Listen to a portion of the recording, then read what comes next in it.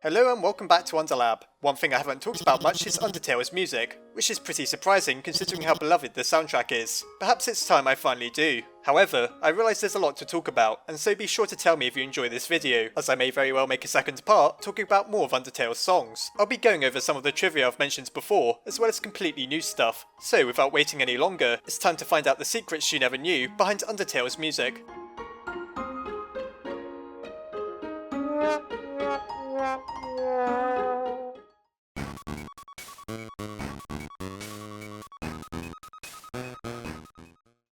Firstly, let's talk a little about leitmotifs. A leitmotif is a repeated melody that reoccurs in multiple songs. In other words, a distinctive set of recognisable notes that you hear time and time again. The instrumentation may be different, the pitch altered in some way or another, but regardless, it's undeniably the same few notes. Leitmotifs are important to Undertale because of the sheer amount of them that Toby Fox used. Many songs sound similar to one another due to repeated melodies that you won't necessarily pick up on unless you listen to them back to back. While some people may call that lazy, it undeniably creates synergy between two otherwise unrelated pieces of music, evoking emotion from the player as we're reminded of the things we've already encountered. For example, the track called Once Upon a Time is heard during Hopes and Dreams, the song that plays during the final encounter within the game against Azrael. Once Upon a Time is also the very first song we hear during the introduction sequence, and so it creates a sense of closure, as we're reminded of the very beginning of the game, moments before completing it. It also appears in the start menu theme, within Toriel's home, during Reunited, the song that plays during the epilogue of the game, and the main theme itself, known simply as Undertale. In total, it appears in 17 tracks, making it the most prolific leitmotif within the game. So you may be wondering why Toby used the same melodies so many times. Well, while it really could just be laziness, I feel it also helps denote the importance of each of the songs it's used in. This is a melody that appears during the most epic moments within the game, such as when fighting Azrael, but also within the most quiet and calming, though also melancholy moments, such as the introduction and the very end of the game. Even if we don't realise it ourselves, our subconscious probably picks up on those familiar few notes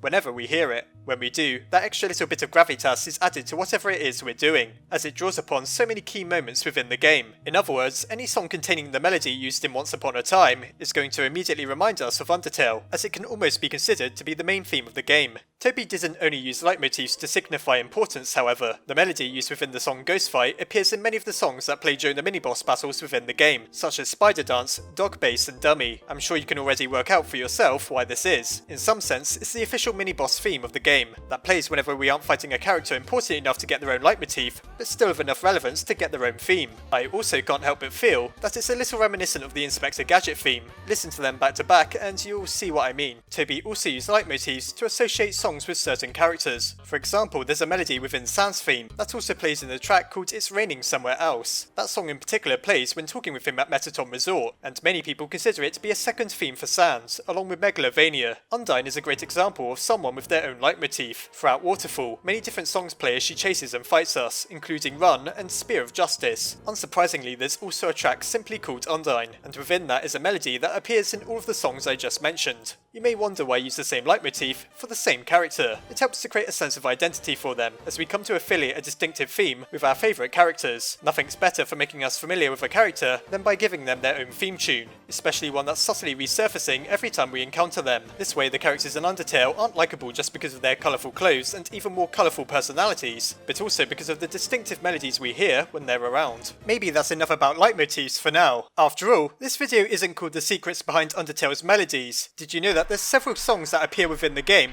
but not on the soundtrack? One example is Muse Too Much, which is heard on the genocide path after killing every monster within an area. I'm sure I don't need to explain the name. While it sounds like nothing more than a deep and ominous drone, if it's sped up immensely, you'll discover it's actually your best nightmare. In other words, the track that plays when fighting Omega Flowey, slowed down many hundreds of times. This isn't too surprising, as on the genocide path we clearly adopt Flowey's philosophy of kill or be killed, and so we become something capable of the destruction that Omega Flowey was. There's much more unique music on the genocide path than just Muse Too Much though. Another song not found on the soundtrack that we may as well refer to as In My Way plays when confronting Monster Kid before Undyne dives in the way to save them. This creepy piece seems befitting of a video game villain, and while it's distorted and unnerving, there's a constant marching beat that reminds us to keep going and killing every monster we come across. When beating the genocide path and encountering Chara, or Kara, we hear a terrible sound like nails against a chalkboard, while a heart thumps within the background. This is yet another song nowhere to be heard on the soundtrack, and it makes the encounter with the fallen human truly terrifying, as it's a piece like nothing else within the game.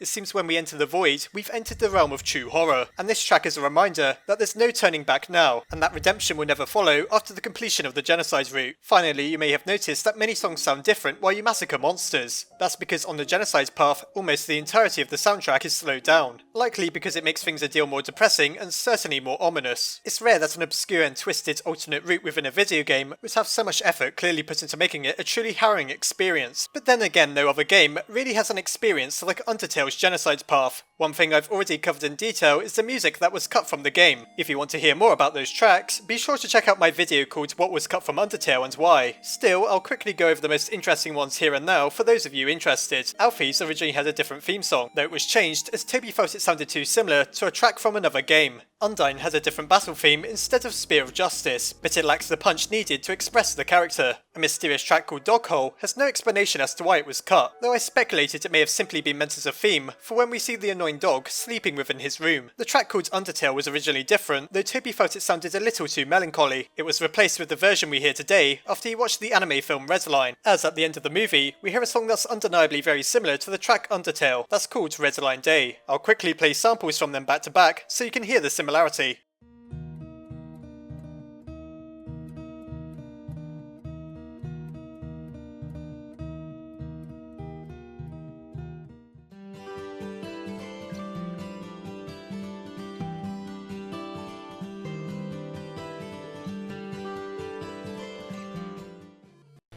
One final song cut from the game was called Dogtroid. This track would have played if you beat the game within a time limit, and you'd see the annoying dog in a bikini as it played, as a reference to Metroid. Maybe it's for the better that this was cut.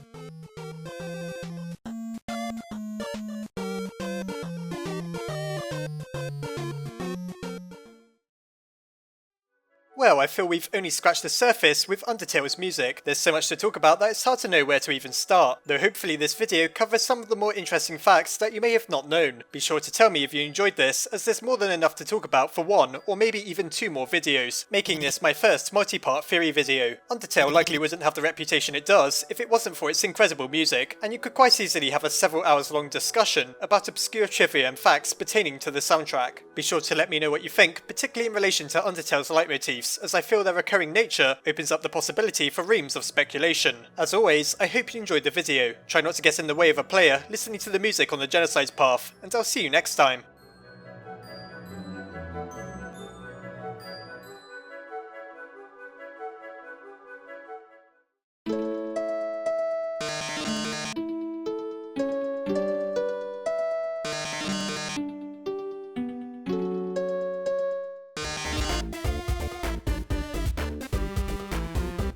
Before I go, I'd just like to say a huge thank you to my patrons, my head scientists Asgore and She, Cameron Vigil, Kay Jensen and Sophronius, and my Underlab scientists Crystal Slate, Nicholas Dux, Armin Arlett, Marisa Ray, Corey Kidwell, Yushio Kuroni, Sarah Wydra and Emily Gatewood. Thanks to the generosity of every name you see here, this channel is able to keep going. If you enjoyed this video, please consider checking out the Patreon link below, as well as the video that explains why I'd so massively appreciate your contribution.